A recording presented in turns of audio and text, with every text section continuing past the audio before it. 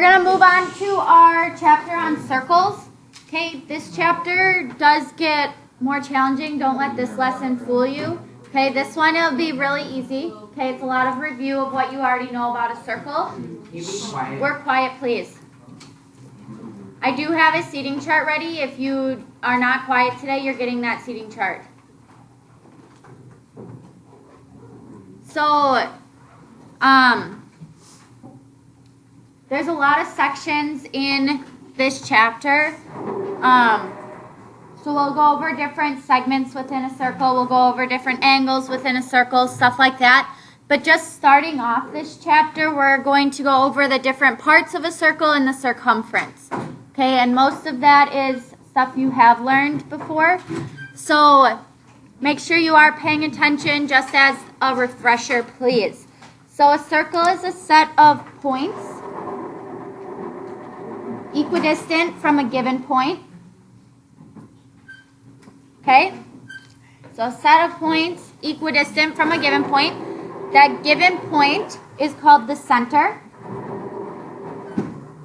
Okay, so a circle has a center point.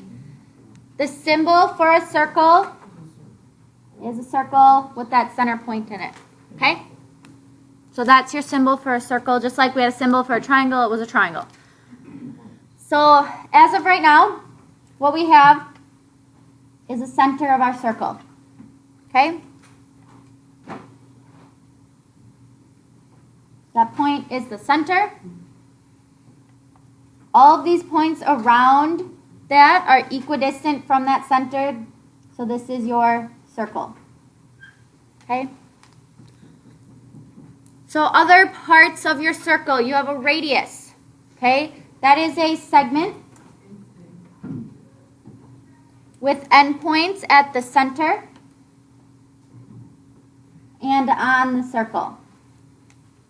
Okay, so one of the endpoints of this segment is at the center and the other is on the circle.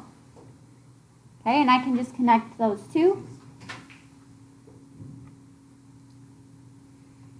And that segment is the radius.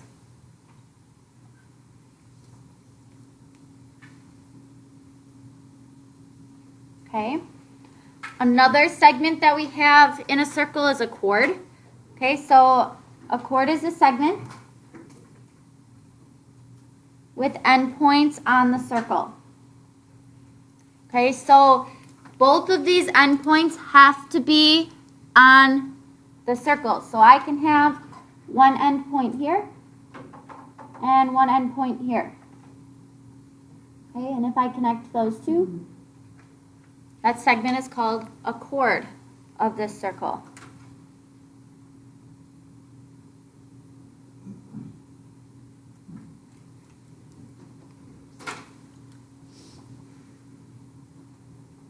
Okay, another one we have is called the diameter.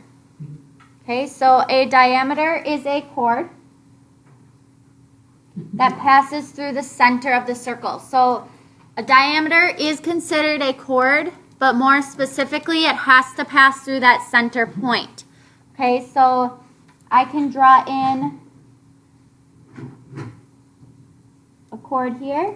So I have endpoints on my circle, and it passes through that center point that we drew in here. Okay, so that chord is called the diameter.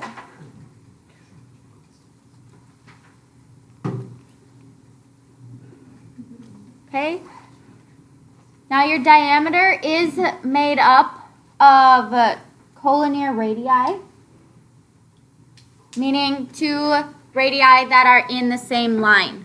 Okay, collinear means they're in the same line. Okay, so that's what that diameter is made up of.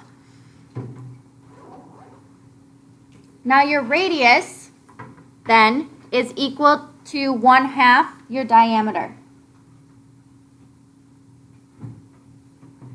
Okay, so if you're given your diameter, you can find your radius just by dividing it by 2. Your diameter, then, is equal to 2 times the radius. Okay, so if I have the radius, I just have to multiply it by 2 to get that diameter. So we do have another picture over here on the right. What would you call AB? Chord. A chord. Okay, what would you call CF? A radius. And then DE would be diameter. Good. Okay. So we're going to go over a couple practice problems here. So number 1, we want to name a circle. Now to name a circle, you have to use the center point. Okay, so my center point of this circle is point E. So I would call this circle E. Okay, I want to use my circle symbol, and then to name your circle, use that center point. Okay, then number 2, we want to name a radius. Now there's multiple radius in this one. Okay, what would one of my radii be? FE. And yes, I do want that segment bar, okay, because it is a segment. What's another radius? EG, good. Okay, one more. HE.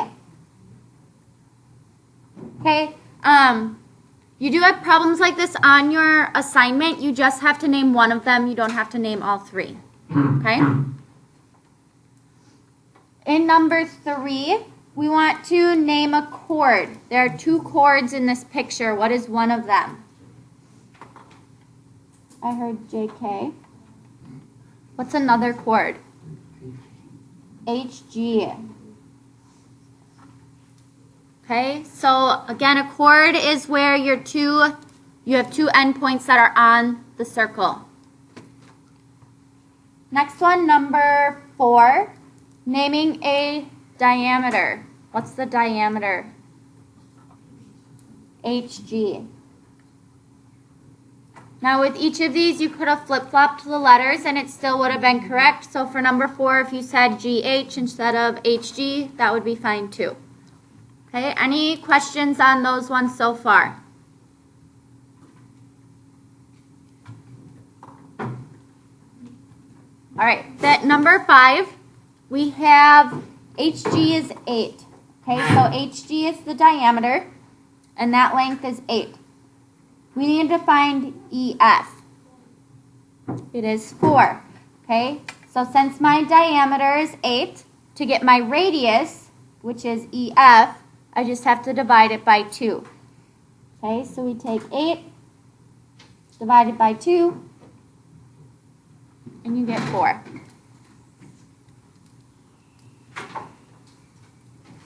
Number 6, if EG is 10, okay, so EG is 10, find HE.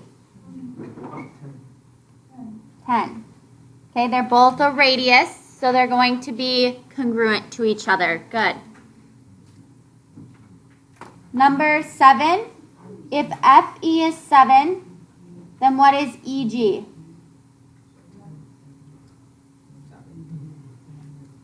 7. Okay, so all your radii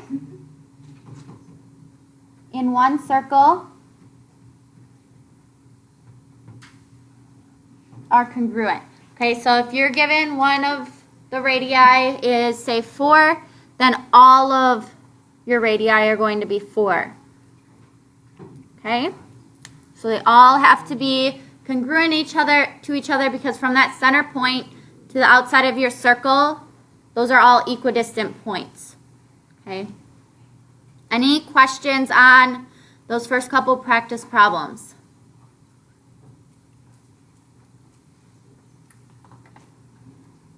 All right. Next, we have congruent circles. Those are circles with congruent radii.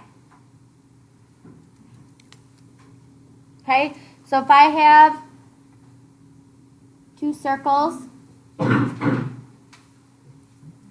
from your center to the outside, those 2 radius that I drew in there, if they're congruent to each other, then your circles have to be congruent to each other. Okay?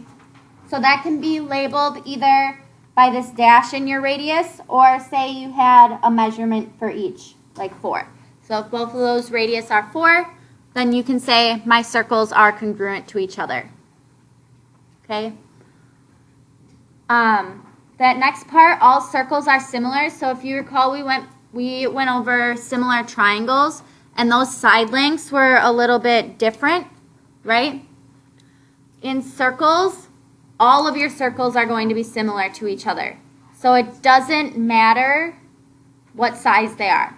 So you can have a little circle, okay, with a radius of 3, and a really larger circle here with a radius of, say, 20. Those two circles are always going to be similar. Okay, I know that little one's hard to read. Next, we have concentric circles. These are circles that are coplanar, meaning they lie in the same plane. Okay, so they're not in two separate planes, and have the same center.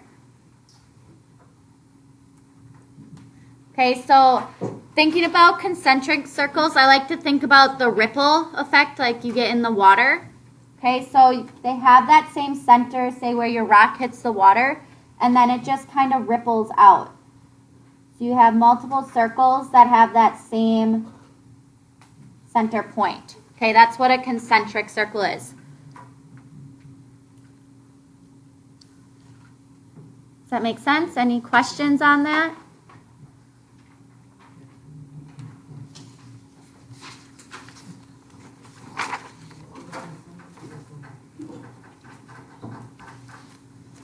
All right, then if you turn to the back there, on the top are 3 different drawings. So 8, 9, and 10, you have to draw out these circles. So I want you to try and draw these circles out as they're being described. So in number 8, you want to draw congruent circles R and H. Okay, so think about what I said about congruent circles. Draw those out. Some people might have different pictures than you will. Okay, it'll look a little bit different depending upon how you draw them. Number 9, you want to draw 3 concentric circles with center F. And then 10, draw 2 similar circles, T and H.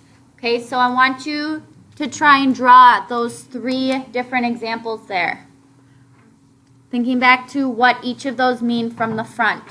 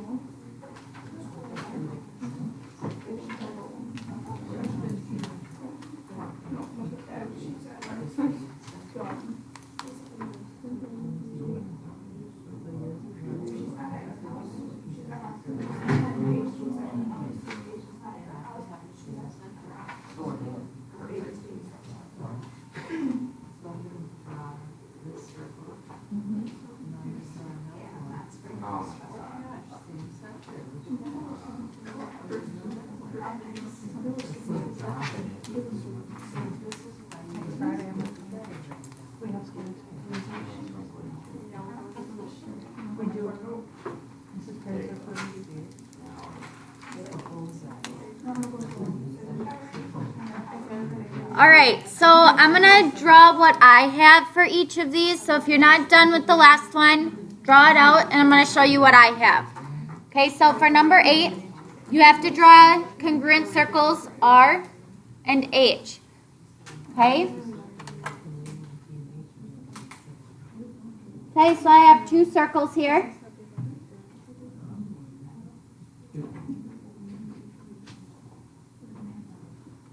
Okay, one of them should be labeled circle R. You're paying attention now, please. One should be labeled circle R, the other circle H. Okay, make sure you are labeling that. Okay, that's one of those specific pieces in each of these. Next, for these to be congruent circles, their radius have to be congruent. Okay, so you could have either labeled it with a dash. Okay, that would have been fine. Or if you said each of these was a certain length, like 5 or 10 or whatever you labeled it as. Okay, so you want both of those radius to be the same measure or congruent. Okay, so that was number 8. Number 9, draw 3 concentric circles with center F.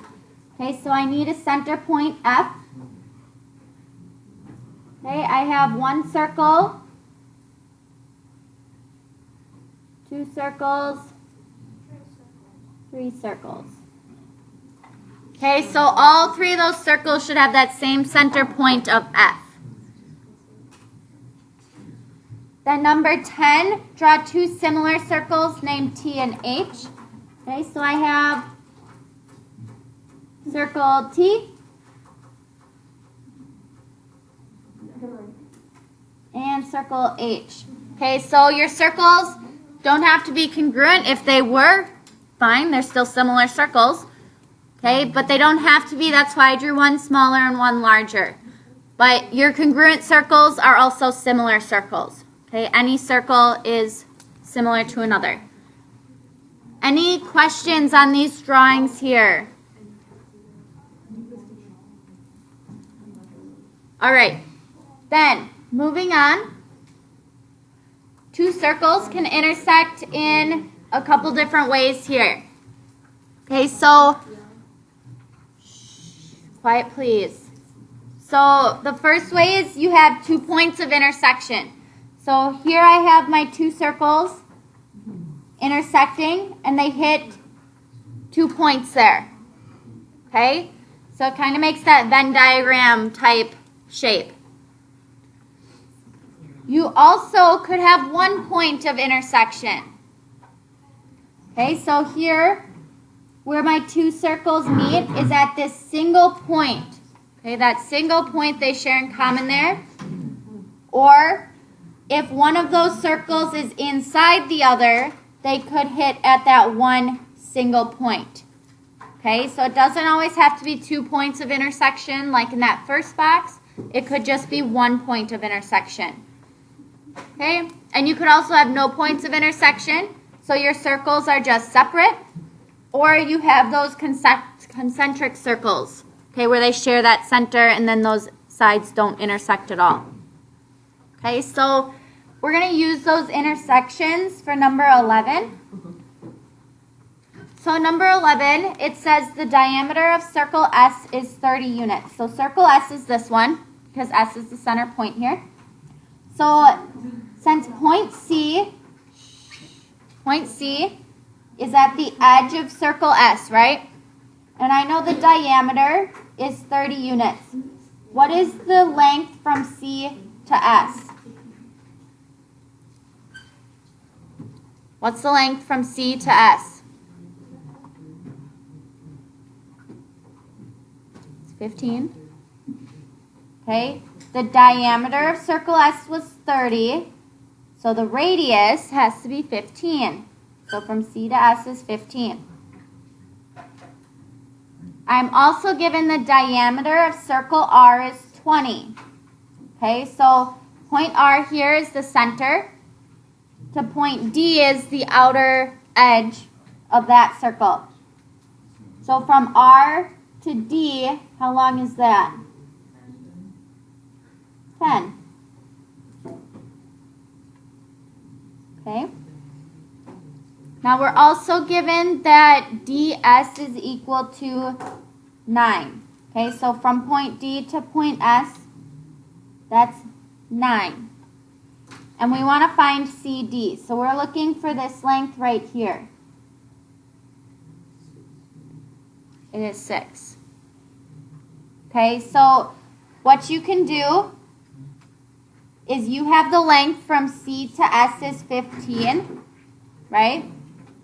And I know this length is 9. Well, to get the remaining, all I have to do is take the larger segment minus the one I know to get the remaining 6 units. Okay, so I know CD is 6.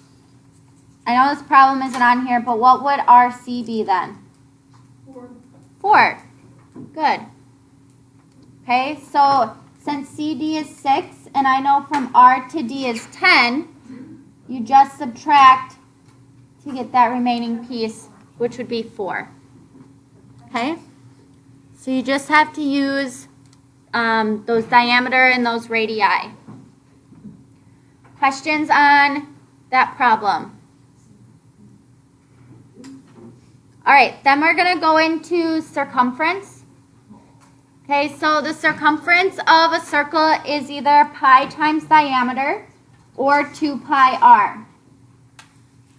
Okay, it's the same thing because 2r is the diameter. So pi is the ratio of the circumference to the diameter of a circle. So it's just that ratio. That's how we get the answer of pi. Now you'll either be asked to put them in exact answers or estimates.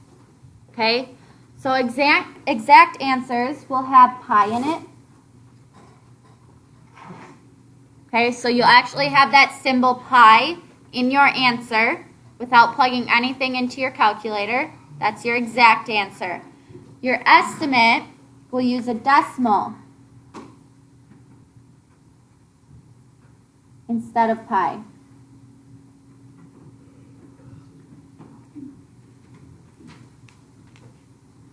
Okay, so usually I'll say round to the nearest tenth or the nearest hundredth. That's when you know you're going to use the estimate because you're using a decimal.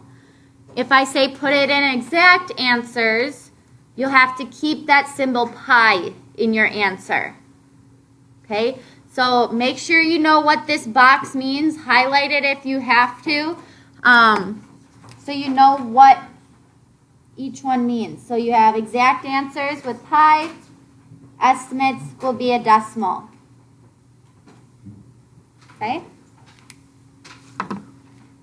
So we're going to go through a couple examples of finding the circumference. So number 12, we want to find the circumference of the circle if we have a radius of 5 centimeters. So again, your circumference is 2 pi r. Okay, r is the radius. Okay, so in this formula here, r is the radius,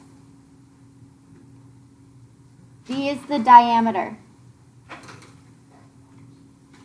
Okay, so in each of those formulas, d is the diameter, r is the radius. So for this one, since I'm given the radius, I'm going to use 2 pi r. So I just have to plug in what r is, which is 5.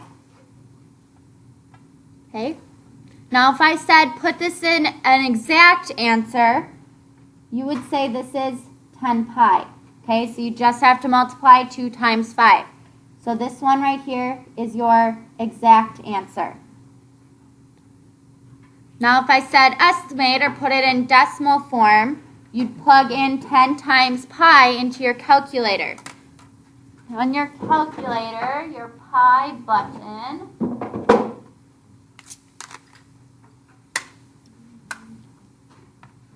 is this button right here. Okay, so you should have that symbol pi. If you use 3.14, your answers might be different than mine will be because I use the pi button. Okay, so your rounding might be slightly different. So you may want to just use your pi button because it is on your calculator for a reason. So you'd say 10 pi equals. So I have 31.4 centimeters.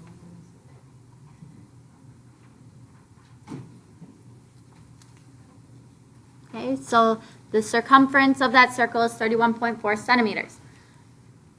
In letter B, we want to use the diameter. Okay, so this time I'm given the diameter is 8 meters. Now, if you're more comfortable using 2 pi r, you still can. Just find the radius. Otherwise, since I'm given the diameter, I'm just going to use this one right here. Okay, so my circumference is equal to pi times the diameter. Okay, so we have pi times 8. Again, your exact form is just 8 pi.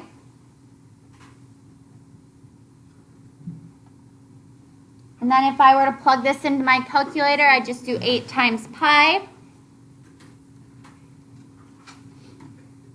to get 25.13 meters.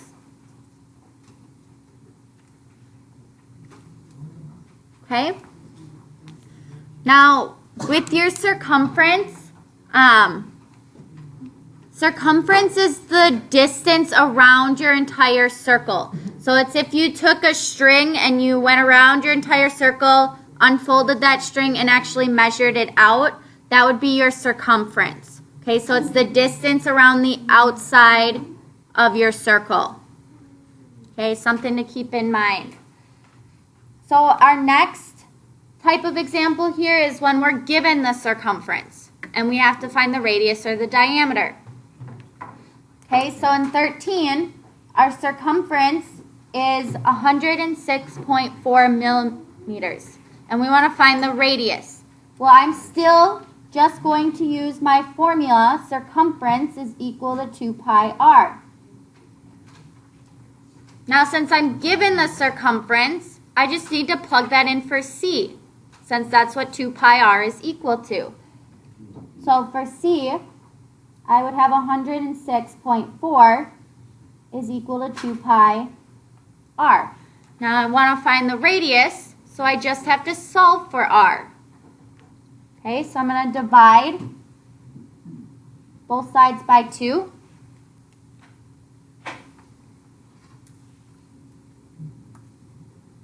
Okay, I get 53.2 is equal to pi times r. Okay, and now I just want to divide by pi. Pi is a number, so yes, you can divide by it. So we'll divide both sides by pi.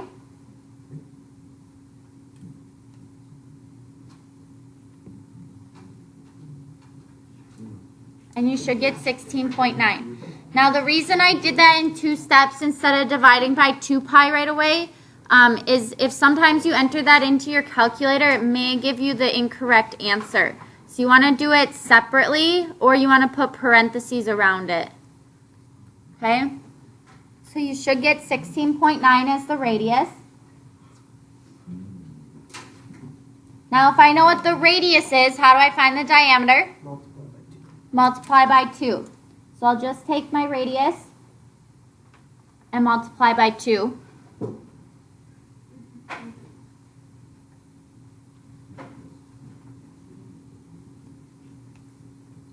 Okay, I got 33.87 millimeters.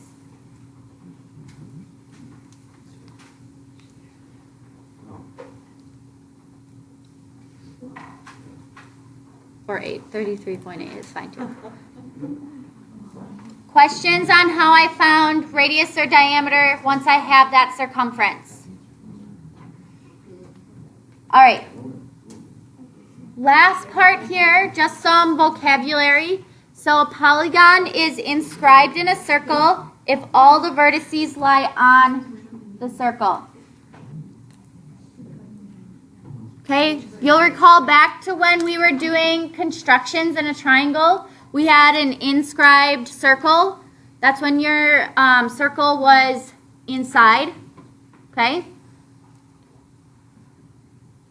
A circle is circumscribed about a polygon if it contains all the vertices of that polygon. So that one is where your circle is around the outside. Okay, and it hits all the vertices. So in number 14, quadrilateral LMNP would be considered what?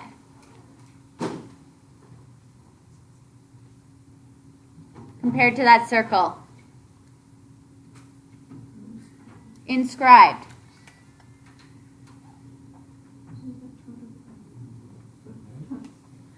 Okay, so that quadrilateral is inscribed inside that circle. It's inside of it. And then number 15, circle K. Okay, so circle K hits all the vertices of that quadrilateral. So that would be a circumscribed.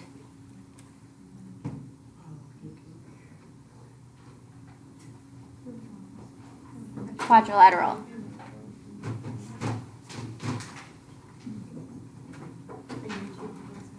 Okay, so it hits all of those vertices.